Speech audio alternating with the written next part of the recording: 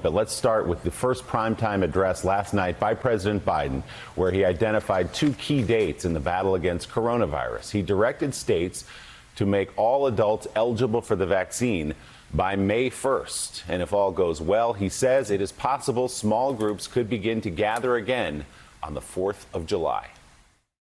When I came into office, you may recall, I set a goal that many of you said was that kind of way over the top. I said I intended to get 100 million shots in people's arms in my first 100 days in office. Tonight, I can say we're not only going to meet that goal, we're going to beat that goal, because we've actually on track to reach this goal of 100 million shots in arms on my 60th day in office. No other country in the world has done this. None. I promise I will do everything in my power. I will not relent until we beat this virus. But I need you, the American people. I need you. I need every American to do their part. And that's not hyperbole. I need you. I need you to get vaccinated when it's your turn and when you can find an opportunity. And to help your family, your friends, your neighbors get vaccinated as well. Because here's the point. If we do all this, if we do our part, if we do this together, by July the 4th, there's a good chance you, your families and friends will be able to get together in your backyard or in your neighborhood and have a cookout and a barbecue and celebrate Independence Day. That doesn't mean large events with lots of people together, but it does mean small groups will be able to get together. After this long, hard year, that will make this Independence Day something truly special, where we not only mark our independence as a nation, but we begin to mark our independence from this virus. President Biden said the administration will develop new tools to make it easier to get the vaccine and to find where you can get it with a new website. He also said new guidance is on the way to clarify what exactly fully vaccinated people can and cannot do. But Mika, those two dates put on the calendar by the president were the headline, that by May 1st, he's directing all states to make all adults eligible for the vaccine, and that perhaps if we do everything right and we work together, the 4th of July could begin to look like something more normal than it's been, at least for the last year.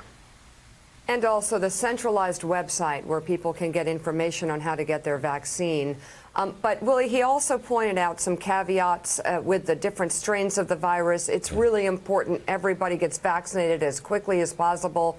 And this is also a global issue. It could become complicated and we could backtrack.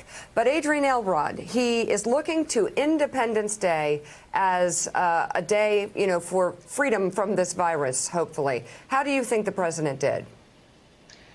Oh, he was just extraordinary, Mika. And I'm not just saying that because I worked on his campaign. I truly believe that there's not anyone better to be in the White House right now for this monumental moment. You contrast what we heard him say last night with his predecessor, how his predecessor and his administration handled this virus.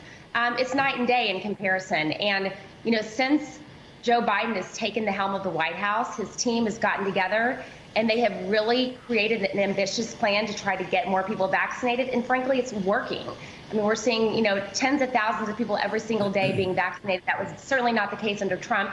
And we didn't even feel that we had the faith and confidence in Donald Trump to actually get that done. So, I give his team all the accolades for creating this ambitious plan and actually seeing it through, implementing it. And, I don't know about you, Mika, but I certainly would love to be gathered with my family on July 4th, in outside or wherever it might be.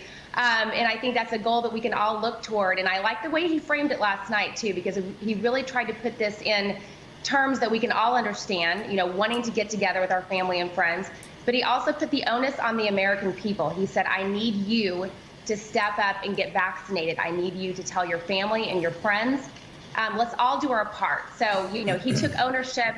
He's implementing this plan, but he also made sure that the American people knew that they have something to give to this to make sure that they're doing their part as well.